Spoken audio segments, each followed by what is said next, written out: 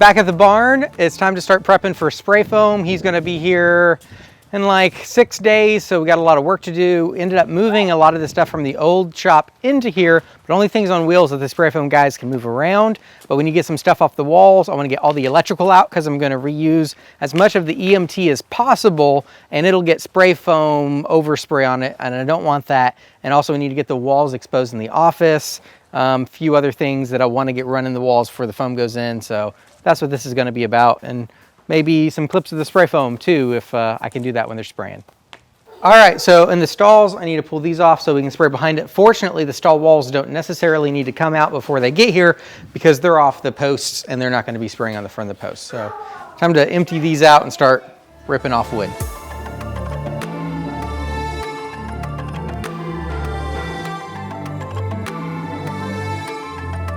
Timber. All right, we got a bunch more junk in here, so it needs to go to the fire pit. We're gonna work a little smarter though.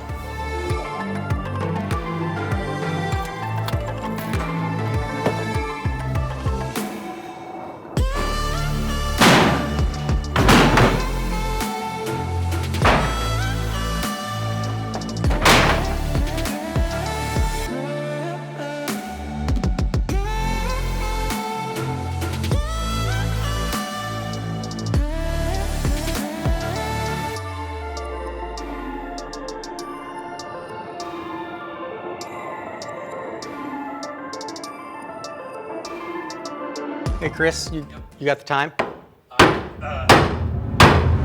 It's hammer time!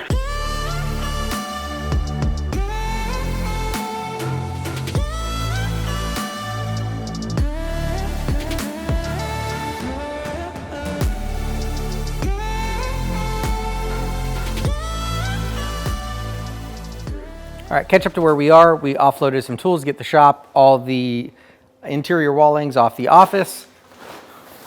The stalls have been knocked down. Now we're about to start taking out the walls on the opposite side. A little note on demo. Fortunately, the bottom plates of these walls weren't secured to the wall. Now, cutting through all the nails here was gonna be really tough because these studs are really tight. I couldn't weasel my Sawzall blade in here. So instead what I did is just cut the top plate and was able to kick the OSB free.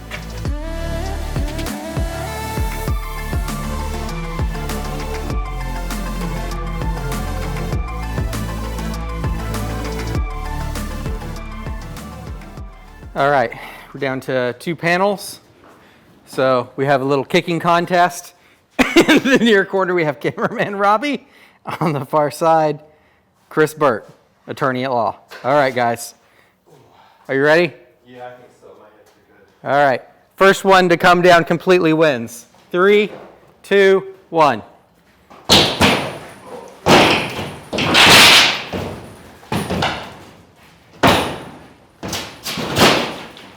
I think we have a winner. Mine's cockeyed. That's not fair.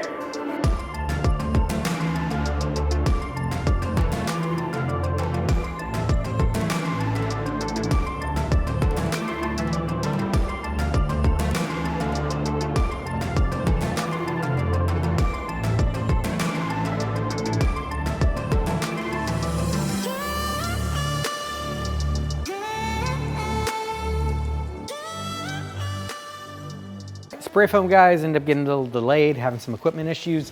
That gives us a little more time though. I can go ahead and knock out these 6x6s. They were gonna come in here with some scaffolding and move it around. So they could have moved around them, but having it out of the way, it's gonna make their job easier, and they gotta come down anyways. Also where I had the holes in the wall, I'll scab in some new panels and fix some holes in the wall. Time lapse that for you. But anyway, let's get to that stuff.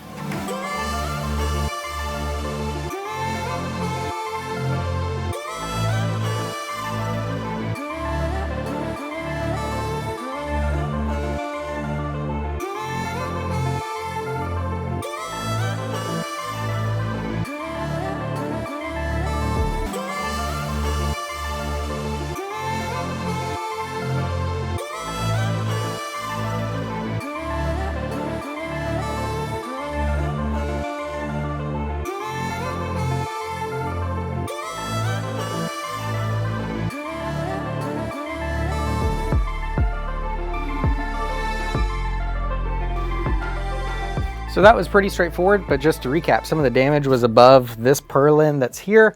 So I couldn't cut it there, so I added another sort of a purlin inside that we scabbed in, cut the panels. We had some extra panels from when I added the man door in and just some that we fed on the property.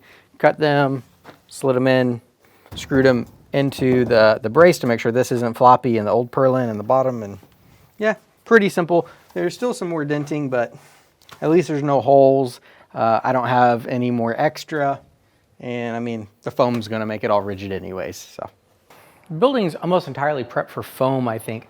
The machines that need to stay are plastic. I think I talked about that already. Got all the electrical down because I want to reuse that conduit. But I'm gonna go ahead and use a pressure washer Steel sent me for some other projects. I love having an electric pressure washer, like so much easier than gas. I'm really making that conversion from all my tools. But anyway, I don't want to build up too much moisture on the walls and studs, but I think this is going to be the best way to get all the dirt and grime and just debris that's kind of everywhere. So I'm going to try to do a light, quick pass, and hopefully it'll be a lot cleaner and just, I don't know if it makes a difference or not, but I'll feel better knowing that we're not foaming a bunch of dirt and cobwebs onto the wall.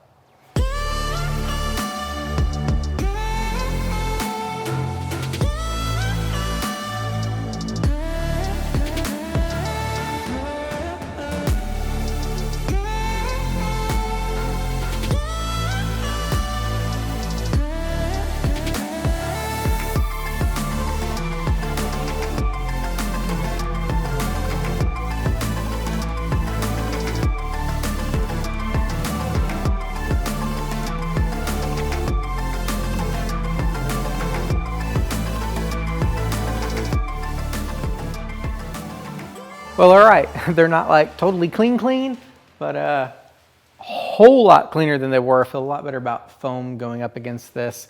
I'm gonna leave the doors open overnight. Plenty of airflow in here, should be fine. The woods, I can tell, already feels just about dry. It wasn't too much water.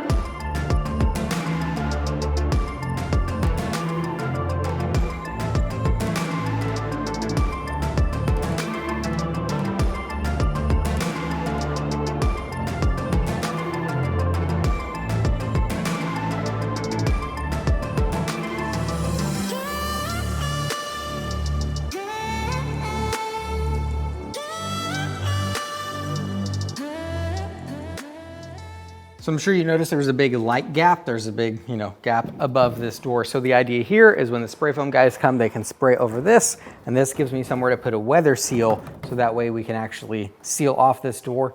We'll end up doing the same thing on the sides, same thing on the other door.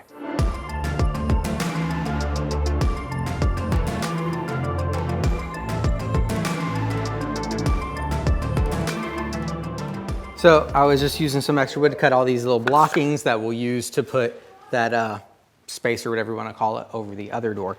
Trick whenever you're cutting a big piece into a bunch of little pieces is if I'd started at one end and made my cuts, because I'm not on my miter saw station, that end of the board would have been on the floor and it gets a little dangerous and wonky. But if I take that big board, cut it in the middle so it's balanced, and then if they're still big, I can cut them in the middle and do that till I get down to my little pieces, it's a lot more stable.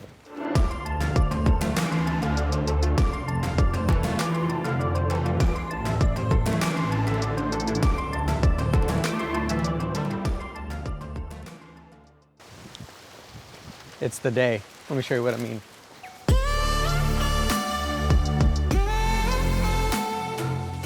So as you can see, the building is empty. They've got plastic down on a lot of it. Well, the only thing left is my CNC because we're not going to put that out in the weather. So excited to finally get it cutting once this is done in the bandsaw because it's super easy to move. All the stalls and demos out. I've got this excavated. It didn't have to be excavated, but since they got delayed a week and a half, went ahead and did that. Man door is in, so they can foam around all that. Meter base is installed, and I've got some conduit coming in for where the indoor panel is going to be, so that way they can have that totally sealed for when I pull my wire through. I was going to do something like that for the mini splits, which are ordered and on the way. However, even looking at the manuals, I couldn't figure out which dimensions applied to the unit I have, so I'm not sure where those holes needed to be, so I'll just end up drilling through the foam to pull those line sets. But yeah, it's about ready, and let's get this thing wrapped up.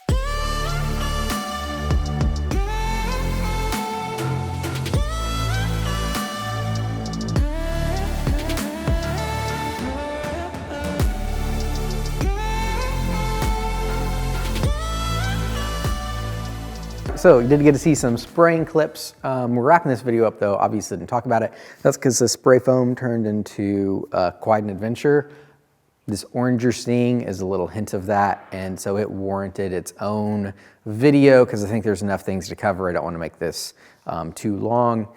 Also, you can see we have the framing up, so actually right after this clip, we're gonna start adding all the walling, so that video should be coming out before too long. So if you wanna catch those and you feel like I've earned it, please be sure to subscribe and hit the notification bell so YouTube actually lets you know when those come out. But otherwise, I hope you learned something, were inspired, or at least entertained. Until next time, make time to make something.